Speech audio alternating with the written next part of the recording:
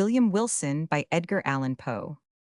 What say of it, what say of conscience grim, that spectre in my path Chamberlain's Farinita? Let me call myself for the present William Wilson. The fair page now lying before me need not be sullied with my real appellation. This has been already too much an object for the scornfer, the horrorfer, the detestation of my race, to the uttermost regions of the globe have not. The indignant winds brooded its unparalleled infamy, O outcast, of all outcasts, most abandoned to the earth art, thou not forever dead to its honors, to its flowers, to its golden aspiration sand? A cloud dense, dismal, and limitless does it not hang eternally between thy hopes and heaven? I would not if I could here or today embody a record of my later years of unspeakable misery and unpardonable crime.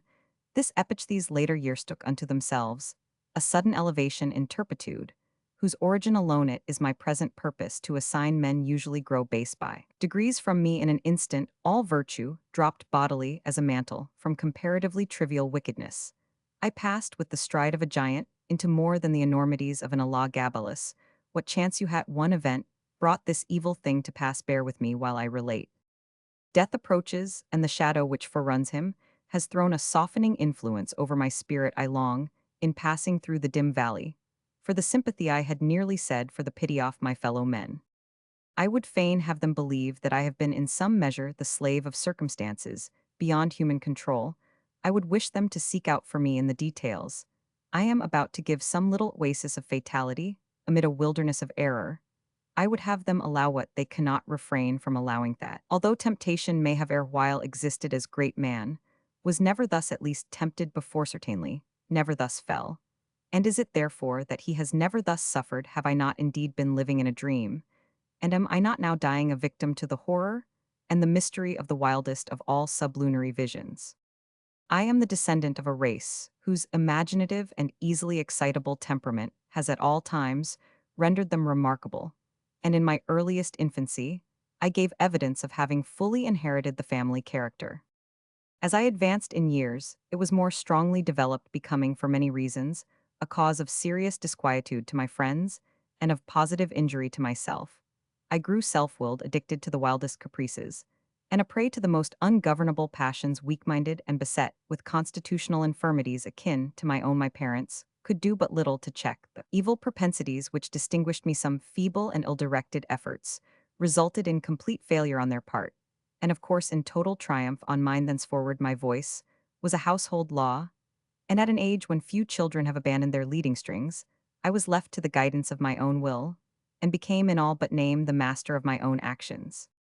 My earliest recollections of a school life are connected with a large, rambling Elizabethan house in a misty-looking village of England, where were a vast number of gigantic and gnarled trees, and where all the houses were excessively ancient in truth.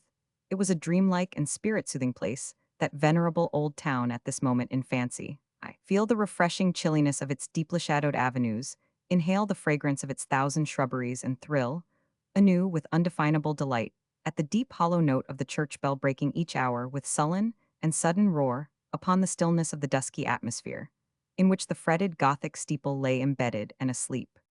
It gives me perhaps as much of pleasure as I can now in any manner experience to dwell upon minute recollections of the school, and its concerns steeped in misery, as I emissary, alas, only too realize shall be pardoned for seeking relief, however slight and temporary, in the weakness of a few rambling details. These, moreover, utterly trivial, and even ridiculous in themselves, assume to my fancy adventitious importance, as connected with a period and a locality when, and where I recognize the first ambiguous monitions of the destiny, which afterwards so fully overshadowed me. Let me then remember. The house, I have said, was old and irregular. The grounds were extensive, and a high and solid brick wall topped with a bed of mortar and broken glass encompassed the whole. This prison-like rampart formed the limit of our domain. Beyond it we saw but thrice a weekance every Saturday afternoon, when attended by two ushers, we were permitted to take brief walks in a body through some of the neighboring fields, and twice during Sunday, when we were paraded in the same formal manner to the morning and evening service in the one church of the village. Of this church the principal of our school was pastor. With how deep a spirit of wonder and perplexity was I want to regard him from our remote pew in the gallery, as with step solemn and slow he ascended the pulpit. This reverend man with countenance so demurely benign with robes, so glossy and so clerically flowing with wig, so minutely powdered, so rigid, and so vast could this be he who of late with sour visage, and in snuffy habiliments administered ferule in hand, the draconian laws of the academy, O gigantic paradox, too utterly monstrous for solution. At an angle of the ponderous wall, frowned a more ponderous gate. It was riveted and studded with iron bolts, and surmounted with jagged iron spikes. What impressions of deep awe did it inspire? It was never open save for the three periodical aggressions and ingressons already mentioned. Then, in every creak of its mighty hinges, we found a plenitude of mystery, a world of matter for solemn remark, or for more solemn meditation. The extensive enclosure was irregular in form, having many capacious recesses. Of these, three or four of the largest constituted the playground. It was level, and covered with fine hard gravel. I well remember, it had no trees, nor benches, nor anything similar within it. Of course it was in the rear of the house. In front lay a small parterre planted with box and other shrubs, but through this sacred division we passed only upon rare occasions, indeed such as a first advent to school or final departure. Thence, or perhaps when a parent or friend having called for us, we joyfully took our way home for the Christmas or midsummer holidays. But the house, how quaint an old building, was thisto me, how veritably a palace of enchantment. There was really no end to its windingsto, its incomprehensible subdivisions. It was difficult at any given time to say with certainty upon which of its two stories one happened to be. From each room to every other there were sure to be found three or four steps, either in ascent or descent. Then the lateral branches were innumerable, inconceivable, and so returning in upon themselves, that our most exact ideas in regard to the whole mansion were not very far different from those with which we pondered upon infinity during the 5 years of my residence here. I was never able to ascertain with precision in what remote locality lay the little sleeping apartment assigned to myself and some 18 or 20 other scholars. The schoolroom was the largest in the house. I could not help thinking in the world. It was very long, narrow, and dismally low, with pointed Gothic windows, and a ceiling of oak. In a remote and terror-inspiring angle was a square enclosure of 8 or 10 feet comprising the sanctum, during hours of our principal, the Reverend Dr. Bransby. It was a solid structure with massy door, sooner than open which, in the absence of the dominie, we would all have willingly perished by the pain forte, et dure. In other angles were two other similar boxes, far less reverenced indeed, but still greatly matters of awe. One of these was the pulpit of the classical usher, one of the English and mathematical interspersed about the room, crossing and recrossing in endless irregularity, were innumerable benches and desks, black, ancient, and time-worn, piled desperately with much bethumbed books, and so beseamed with initial letters, names at full length, grotesque figures, and other multiplied efforts of the knife, as to have entirely lost what little of original form might have been their portion in days long departed. A huge bucket with water stood at one extremity of the room, and a clock of stupendous dimensions at the other. Encompassed by the massy walls of this venerable academy, I passed, yet not in tedium, or discussed the years of the third lustrum of my life. The teeming brain of childhood requires no external world of incident to occupy or amuse it, and the apparently dismal monotony of a school was replete with more intense excitement than my riper youth has derived from luxury, or my full manhood from crime. Yet I must believe that my first mental development had in it much of the uncommon, even much of the outre upon mankind at large. The events of very early existence rarely leave in mature age any definite impression. All is grey shadow, a weak and irregular remembrancian, indistinct regathering of feeble pleasures and phantasmagoric pains. With me this is not so. In childhood I must have felt with the energy of a man what I now find stamped upon memory in lines as vivid as deep, and as durable as the exergues of the Carthaginian medals. Yet in the fact of the world's view, how little was there to remember the mornings, awakening, the nightly summons, to bed, the connings, the recitations, the periodical half-holidays, and perambulations, the playground with its broils, its pastimes, its intrigues. These, by a mental sorcery long forgotten, were made to involve a wilderness of sensation, a world of rich incident, an universe of varied emotion, of excitement, the most passionate and spirit-stirring. O le bon temps que si siècle defer. In truth, the ardor, the enthusiasm, and the imperiousness of my disposition soon rendered me a marked character among my schoolmates, and by slow but natural gradations gave me an ascendancy over all not greatly older than myself, over all, with a single exception. This exception was found in the person of a scholar who, although no relation, bore the same Christian and surname as myself, a circumstance, in fact, little remarkable for notwithstanding a noble descent mine, was one of those everyday appellations, which seem by prescriptive right to have been time out of mind the common property of the mob. In this narrative, I have therefore designated myself as William Wilson, a fictitious title, not very dissimilar to the real, my namesake alone of those who in school phraseology constituted our set, presumed to compete with me in the studies of the classin, the sports and broils of the playground to refuse implicit belief in my assertions and submission to my will indeed to interfere with my arbitrary dictation in any respect whatsoever. If there is on earth a supreme and unqualified despotism, it is the despotism of a mastermind in boyhood over the less energetic spirits of its companions.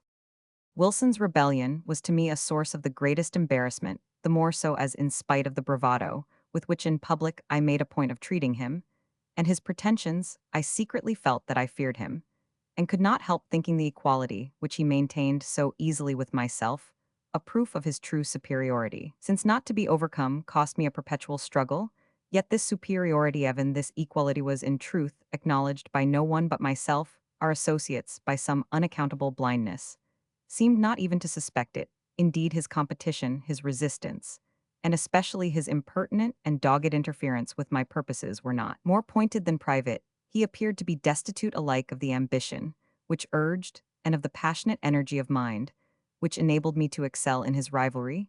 He might have been supposed actuated solely by a whimsical desire to thwart, astonish, or mortify myself, although there were times when I could not help observing with a feeling made up of wonder, abasement, and pique that he mingled with his injuries, his insults, or his contradictions, a certain most inappropriate and assuredly most unwelcome affectionateness of manner. I could only conceive this singular behavior to arise from a consummate self-conceit, assuming the vulgar airs of patronage and protection. Perhaps it was this latter trait in Wilson's conduct, conjoined with our identity of name, and the mere accident of our having entered the school upon the same day, which set afloat the notion that we were brothers among the senior classes in the academy. These do not usually inquire with much strictness into the affairs of their juniors, I have before said, or should have said that Wilson was not in the most remote degree connected with my family, but assuredly, if we had been brothers, we must have been twins, for, after leaving Dr. Bransby's, I casually learned that my namesake was born on the 19th of January 1813, and this is a somewhat remarkable coincidence, for the day is precisely that of my own nativity. It may seem strange that, in spite of the continual anxiety occasioned me by the rivalry of Wilson and his intolerable spirit of contradiction, I could not bring myself to hate him altogether. We had to be sure nearly every day a quarrel in which, yielding me publicly the palm of victory, he in some manner contrived to make me feel that it was he who had deserved it, yet a sense of pride on my part, and a veritable dignity on his own, kept us always upon what are called speaking terms, while there were many points of strong congeniality in our tempers operating to awake me in a sentiment which our position alone perhaps prevented from ripening into friendship. It is difficult indeed to define, or even to describe, my real feelings towards him. They formed a motley and heterogeneous admixture, some petulant animosity, which was not yet hatred, some esteem, more respect, much fear, with a world of uneasy curiosity. To the moralist, it will be unnecessary to say, in addition, that Wilson and myself were the most inseparable of companions. It was no doubt the anomalous state of affairs existing between us, which turned all my attacks upon him, and they were many, either open or covert, into the channel of banter or practical joke, giving pain, while assuming the aspect of mere fun, rather than into a more serious and determined hostility. But my endeavors on this head were by no means uniformly successful, even when my plans were the most wittily concocted, for my namesake had much about him, in character, of that unassuming and quiet austerity which, while enjoying the poignancy of its own jokes, has no heel of Achilles in itself, and absolutely refuses to be laughed at. I could find, indeed, but one vulnerable point, and that lying in a personal peculiarity, arising perhaps from constitutional disease, would have been spared by any antagonist less at his wit's end than myself. Me, rival, had a weakness in the vocal or guttural organs, which precluded him from raising his voice at any time above a very low whisper. Of this defect I did not fail to take what poor advantage lay in my power. Wilson's retaliations in kind were many, and there was one form of his practical wit that disturbed me beyond measure.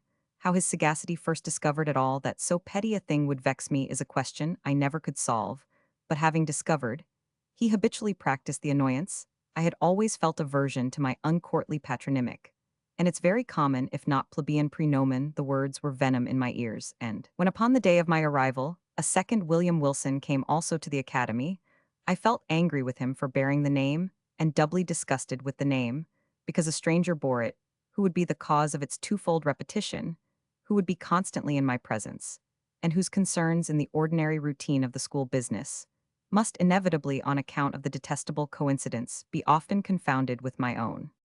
The feeling of vexation, thus engendered, grew stronger, with every circumstance tending to show resemblance moral or physical between my rival and myself. I had not then discovered the remarkable fact that we were of the same age, but I saw that we were of the same height, and I perceived that we were even singularly alike in general contour of person and outline of feature. I was galled, too, by the rumor touching a relationship, which had grown current in the upper forms. In a word, nothing could more seriously disturb me, although I scrupulously concealed such disturbance than any allusion to a similarity of mind, person, or condition existing between us. But in truth, I had no reason to believe that, with the exception of the matter of relationship, and in the case of Wilson himself, this similarity had ever been made a subject of comment or even observed at all by our schoolfellows, that he observed it in all its bearings, and as fixedly as I was a parent, but that he could discover in such circumstances so fruitful a field of annoyance can only be attributed, as I said before, to his more than ordinary penetration. His cue, which was to perfect an imitation of myself, lay both in words and in actions, and most admirably did he play his part. My dress, it was an easy matter to copy my gait and general manner, were without difficulty appropriated in spite of his constitutional defect. Even my voice did not escape him, my louder tones were of course unattempted. But then the key, it was identical, and his singular whisper, it grew the very echo of my own. How greatly this most exquisite portraiture harassed me, for it could not justly be termed a caricature, I will not now venture to describe. I had but one consolation in the fact that the imitation apparently was noticed by myself alone, and that I had to endure only the knowing and strangely sarcastic smiles of my namesake, himself satisfied with having produced in my bosom the intended effect. He seemed to chuckle in secret over the sting he had inflicted, and was characteristically disregardful of the public applause which the success of his witty endeavors might have so easily elicited, that the school indeed did not feel his design, perceive its accomplishment, and participate in his sneer, was for many anxious months a riddle I could not resolve. Perhaps the gradation of his copy rendered it not so readily perceptible, or more possibly, I owed my security to the master air of the copyist, who, disdaining the letter which in a painting is all the obtuse can see, gave but the full spirit of his original for my individual contemplation and chagrin. I have already more than once spoken of the disgusting air of patronage which he assumed toward me, and of his frequent officious interference with my well, this interference often took the ungracious character of advice not openly given, but hinted or insinuated. I received it with a repugnance which gained strength as I grew in years, yet at this distant day let me do him the simple justice to acknowledge that I can recall no occasion when the suggestions of my rival were on the side of those errors or follies so usual to his immature age and seeming inexperience, that his moral sense, at least, if not his general talents and worldly wisdom, was far keener than my own, and that I might today have been a better, and thus a happier man, had I less frequently rejected the counsels embodied in those meaning whispers, which I then but too cordially hated and too bitterly despised. As it was, I at length grew restive in the extreme under his distasteful supervision, and daily resented more and more openly what I considered his intolerable arrogance. I have said that in the first years of our connection as schoolmates my feelings in regard to him might have been easily ripened into friendship, but in the latter months of my residence at the academy, although the intrusion of his ordinary manner had beyond doubt in some measure abated my sentiments in nearly similar proportion, partook very much of positive hatred upon one occasion. He saw this, I think, and afterwards avoided, or made a show of avoiding me. It was about the same period, if I remember aright, that, in an altercation of violence with him, in which he was more than usually thrown off his guard, and spoke and acted with an openness of demeanor rather foreign to his nature, I discovered in his accent, his air, and general appearance, a something which first startled, and then deeply interested me by bringing to mind dim visions of my earliest infancy-willed, confused and thronging. Memories of a time when memory herself was yet unborn, I cannot better describe the sensation which oppressed me than by saying that I could with difficulty shake off the belief of my having been acquainted with the being who stood before me at some epoch, very long ago, some point of the past. Even infinitely remote, the delusion, however, faded rapidly, as it came, and I mention it at all, but to define the day of the last conversation I there held with my singular namesake. The huge old house with its countless subdivisions had several large chambers communicating with each other, where slept the greater number of the students. There were, however, as must necessarily happen in a building, so awkwardly planned, many little nooks or recesses, the odds and ends of the structure, and these the economic ingenuity of Dr. Bransby had also fitted up as dormitories, although being the merest closets they were capable of accommodating. But a single individual, one of these small apartments, was occupied by Wilson. One night about the close of my 5th year at the school, and immediately after the altercation just mentioned, finding everyone wrapped in sleep, I arose from bed and lamp in hand, stole, through a wilderness of narrow passages from my own bedroom to that of my rival. I had long been plotting one of those ill-natured pieces of practical wit, at his expense, in which I had hitherto been so uniformly unsuccessful. It was my intention now to put my scheme in operation, and I resolved to make him feel the whole extent of the malice with which I was imbued. Having reached his closet, I noiselessly entered, leaving the lamp with a shade over it on the outside. I advanced a step, and listened to the sound of his tranquil breathing. Assured of his being asleep, I returned, took the light, and with it again approached the bed-close curtains. Were around it which, in the prosecution of my plan, I slowly and quietly withdrew, when the bright rays fell vividly upon the sleeper, and my eyes at the same moment upon his countenance. I looked at, and a numbness and iciness of feeling instantly pervaded my frame.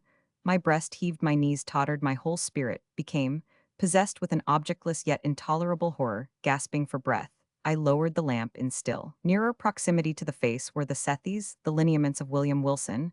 I saw indeed that they were his, but I shook as if with a fit of the ague, and fancying they were not what was there about them, to confound me in this manner. I gazed while my brain reeled with a multitude of incoherent thoughts. Not thus he appeared, assuredly not those in the vivacity of his waking hours, the same name, the same contour of person, the same day of arrival at the academy, and then his dogged and meaningless imitation of my gait, my voice, my habits, and my manner. Was it in truth within the bounds of human possibility that what I now saw was the result merely of the habitual practice of this sarcastic imitation ostracan? And with a creeping shudder, I extinguished the lamp, passed silently from the chamber, and left at once the halls of that old academy, never to enter them again. After a lapse of some months spent at home in mere idleness, I found myself a student at Eton. The brief interval had been sufficient to enfeeble my remembrance of the events at Dr. Bransby's, or at least to effect a material change in the nature of the feelings with which I remembered them. The truth, the tragedy off, the drama was no more. I could now find room to doubt the evidence of my senses, and seldom called up the subject at all, but with wonder at extent of human credulity and a smile at the vivid force of the imagination, which I hereditarily possessed. Neither was this species of skepticism likely to be diminished by the character of the life I led at Eton. The vortex of thoughtless folly, into which I there so immediately and so recklessly plunged, washed away all but the froth of my past hours, engulfed at once every solid or serious impression, and left to memory only the veriest levities of a former existence. I do not wish, however, to trace the course of my miserable profligacy here, a profligacy which set at defiance the laws, while it eluded the vigilance of the institution. 3 years of folly past without profit had but given me rooted habits of vice, and added in a somewhat unusual degree to my bodily stature, when after a week of soulless dissipation, I invited a small party of the most dissolute students to a secret carousal in my chambers.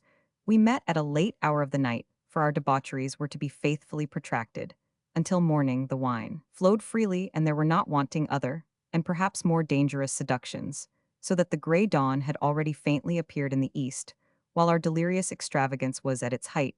Madly flushed with cards and intoxication, I was in the act of insisting upon a toast of more than wonted profanity, when my attention was suddenly diverted by the violent, although partial unclosing of the door of the apartment, and by the eager voice of a servant.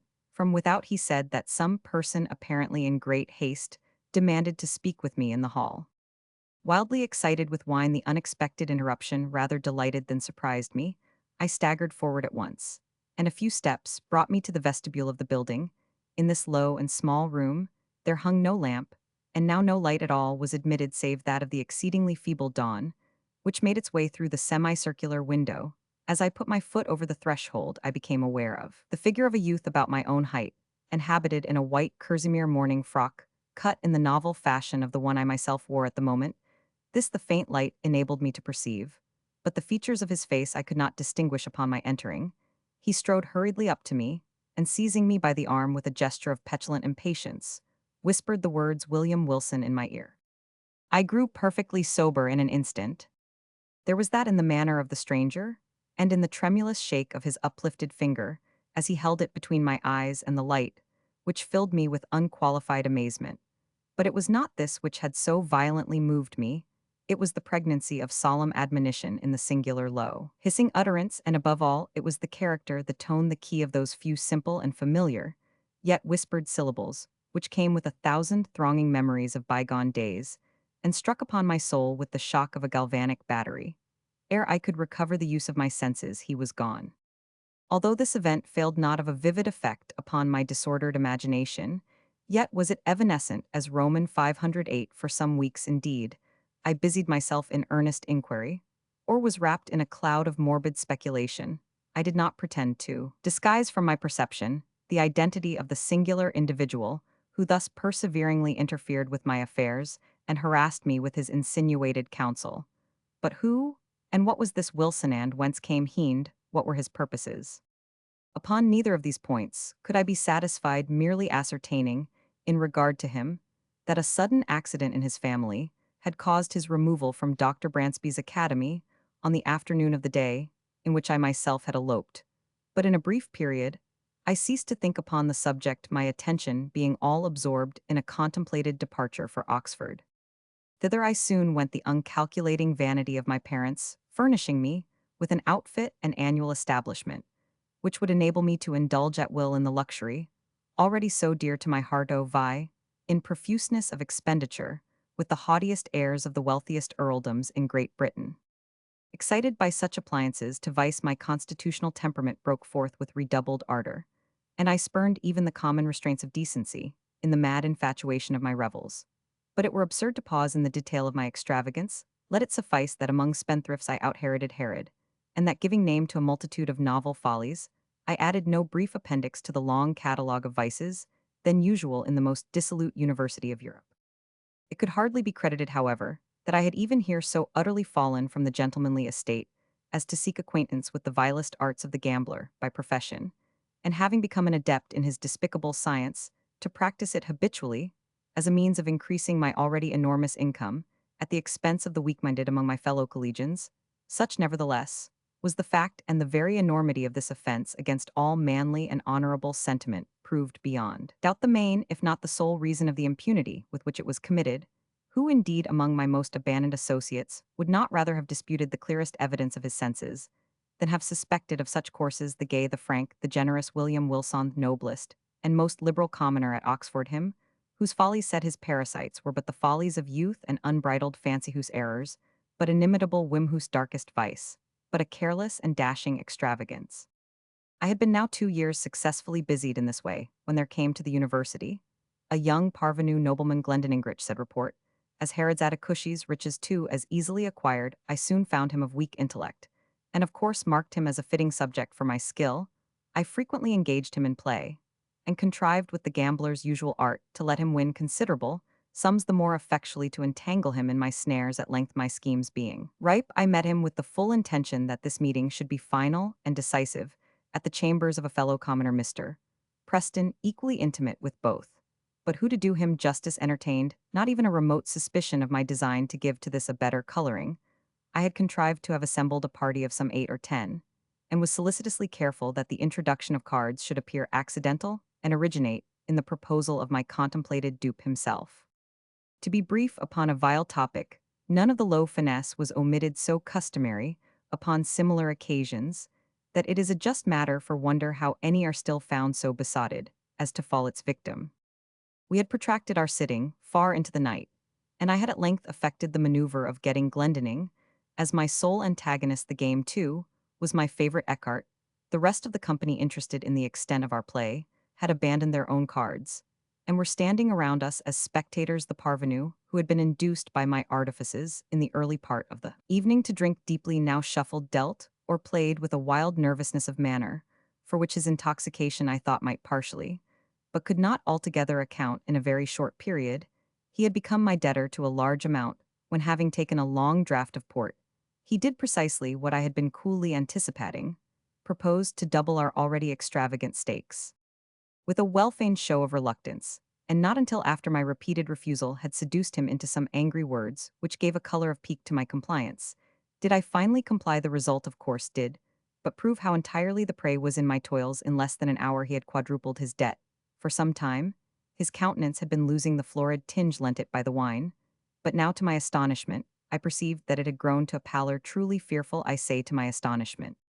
Glendinning had been represented to my eager inquiries as immeasurably wealthy, and the sums which he had as yet lost, although in themselves vast, could not, I supposed, very seriously annoy, much less so violently affect him, that he was overcome by the wine just swallowed was the idea which most readily presented itself, and rather with a view to the preservation of my own character in the eyes of my associates than from any less interested motive. I was about to insist peremptorily upon a discontinuance of the play, when some expressions at my elbow from among the company, and an ejaculation evincing utter despair on the part of Glendinning, gave me to understand that I had effected his total ruin under circumstances, which, rendering him an object for the pity of all, should have protected him from the ill offices even of a fiend.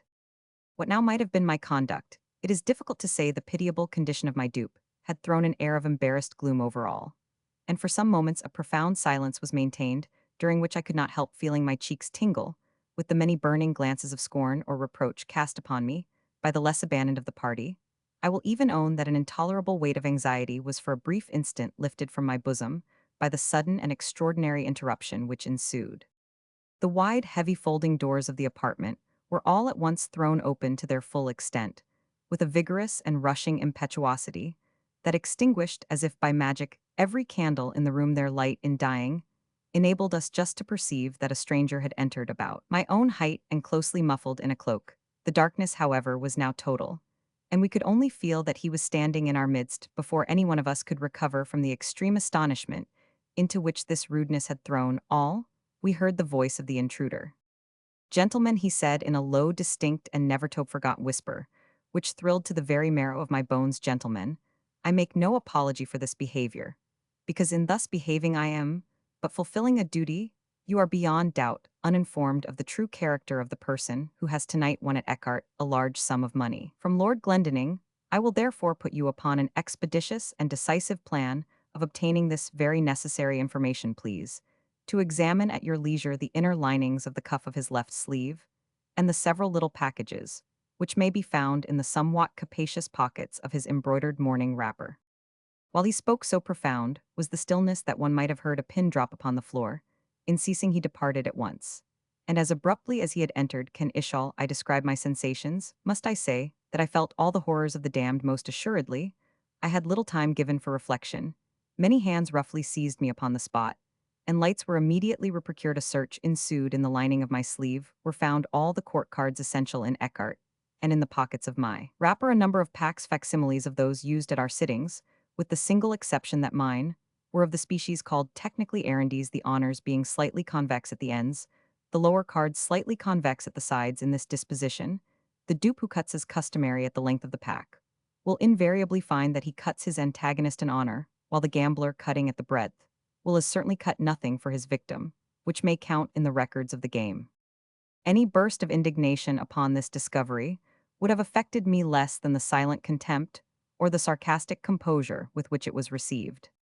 "Mr. Wilson," said our host, stooping to remove from beneath his feet an exceedingly luxurious cloak of rare furs, "Mr. Wilson, this is your property." The weather was cold, and upon quitting my own room, I had thrown a cloak over my dressing wrapper, putting it off upon reaching the scene of play. "I presume it is supererogatory to seek here," eyeing the folds of the garment with a bitter smile, "for any farther evidence of your skill. Indeed, we have had enough. You will see the necessity, I hope, of quitting Oxford at all events of quitting, instantly my chambers. Abased, humbled to the dust, as I then was, it is probable that I should have resented this galling language, by immediate personal violence, had not my whole attention been, at the moment, arrested by a fact of the most startling character. The cloak which I had worn was of a rare description of fur, how rare, how extravagantly costly, I shall not venture to say. Its fashion, too, was of my own fantastic invention, for I was fastidious to an absurd degree of coxcombry in matters of this frivolous nature. When therefore Mr. Preston reached me that which he had picked up upon the floor, and near the folding doors of the apartment, it was with an astonishment nearly bordering upon terror that I perceived my own already hanging on my arm, where I had no doubt unwittingly placed it, and that the one presented me was but its exact counterpart in every and even the minutest possible particular.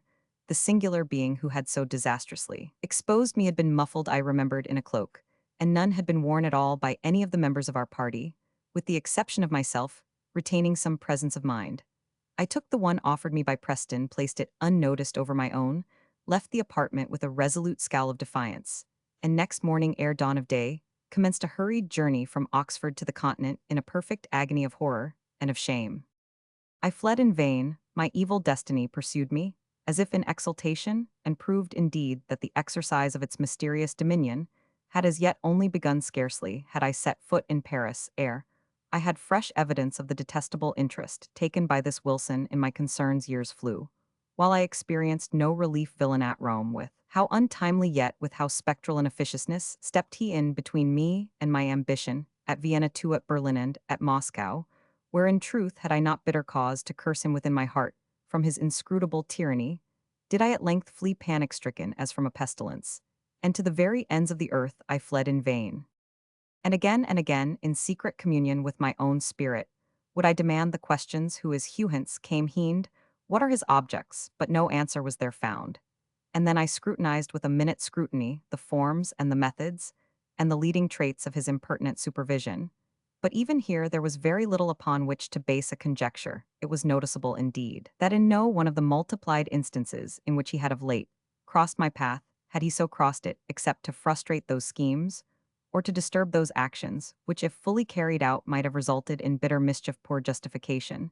This in truth for an authority, so imperiously assumed; poor indemnity for natural rights of self-agency, so pertinaciously, so insultingly denied. I had also been forced to notice that my tormentor for a very long period of time, while scrupulously, and with miraculous dexterity, maintaining his whim of an identity of apparel with myself, had so contrived it in the execution of his varied interference with my will, that I saw not at any moment the features of his face be Wilson. What he might, this at least was but the veriest of affectation or of folly. Could he for an instant have supposed that, in my admonisher at Eton Inn, the destroyer of my honor at Oxford, in him, who thwarted my ambition at Rome, my revenge at Paris, my passionate love at Naples, or what he falsely termed my avarice in Egypt, that, in this my archenemy and evil genius, could fail to recognize the William Wilson of my schoolboy days, namesake, the companion, the rival, the hated and dreaded rival at Dr. Bransby's? Impossible. But let me hasten to the last eventful scene of the drama. Thus far I had succumbed supinely to this imperious domination, the sentiment of deep awe with which I habitually regarded the elevated character, the majestic wisdom, the apparent omnipresence and omnipotence of Wilson, added to a feeling of even terror with which certain other traits in his nature and assumptions inspired me, had operated hitherto to impress me with an idea of my own utter weakness and helplessness, and to suggest an implicit, although bitterly reluctant submission to his arbitrary will. But of late days I had given myself up entirely to wine, and its maddening influence upon my hereditary temper rendered me more and more impatient of control. I began to murmurto hesitatito resist, and was it only fancy which induced me to believe that, with the increase of my own firmness, that of my tormentor underwent a proportional diminution? Be this as it may, I now began to feel the inspiration of a burning hope, and at length nurtured in my secret thoughts a stern and desperate resolution that I would submit no longer to be enslaved. It was at Rome during the Carnival of 18 that I attended a masquerade in the palazzo of the Neapolitan Duke di Broglio. I had indulged more freely than usual in the excesses of the wine-eatable, and now the suffocating atmosphere of the crowded rooms irritated me beyond endurance. The difficulty, too, of forcing my way through the mazes of the company contributed not a little to the ruffling of my temper, for I was anxiously seeking let me not say with what unworthy motive the young, the gay, the beautiful wife of the aged, and doting Di Broglio with a too unscrupulous confidence, she had previously communicated to me the secret of the costume in which she would be habited, and now having caught a glimpse of her person, I was hurrying to make my way into her presence at this moment. I felt a light hand placed upon my shoulder, and that ever-remembered low damnable whisper within my ear. In an absolute frenzy of wrath, I turned at once upon him, who had thus interrupted me, and seized him violently by the collar. He was attired, as I had expected, in a costume altogether similar to my own, wearing a Spanish cloak of blue velvet begirt about the waist, with a crimson belt, sustaining a rapier, a mask of black silk, entirely covered his face. Scoundrel, I said in a voice husky with rage, while every syllable I uttered seemed as new fuel to my fury. Scoundrel, impostor, accursed villain, you shall not dog me unto death. Follow me, or I stab you, where you stand. And I broke my way from the ballroom, into a small antechamber adjoining, dragging him unresistingly with me as I went. Upon entering, I thrust him furiously from me. He staggered against the wall while I closed the door with an oath, and commanded him to draw. He hesitated, but for an instant then with a slight sigh drew in silence, and put himself upon his defense. The contest was brief, indeed. I was frantic with every species of wild excitement, and felt within my single arm the energy and power of a multitude. In a few seconds, I forced him by sheer strength against the wainscoting, and thus getting him at mercy, plunged my sword with brute ferocity repeatedly through and through his bosom. At that instant, some person tried the latch of the door. I hastened to prevent an intrusion, and then immediately returned to my dying antagonist. But what human language can adequately portray that astonishment, that horror which possessed me at the spectacle, then presented to view? The brief moment in which I averted my eyes had been sufficient to produce, apparently, a material change in the arrangements at the upper or farther end of the room. A large mororso at first, it seemed to me in my confusion, stood where none had been perceptible before. And as I stepped up to it in extremity of terror, mine own image, but with features all pale and dabbled in blood, advanced to meet me with a feeble and tottering gait. Thus it appeared, I say, but was not. It was my antagonist, it was Wilson, who then stood before me in the agonies of his dissolution. His mask and cloak lay, where he had thrown them, upon the floor, not a thread, in all his raiment not a line, in all the marked and singular lineaments of his face, which was not even in the most absolute identity mine own. It was Wilson, but he spoke no longer in a whisper, and I could have fancied that I myself was speaking while he said, "You have conquered, and I yield. Yet henceforward art thou also de-added to the world, to heaven, and to hope in me didst thou exist, and in my death see, by this image, which is thine own, how utterly thou hast murdered thyself.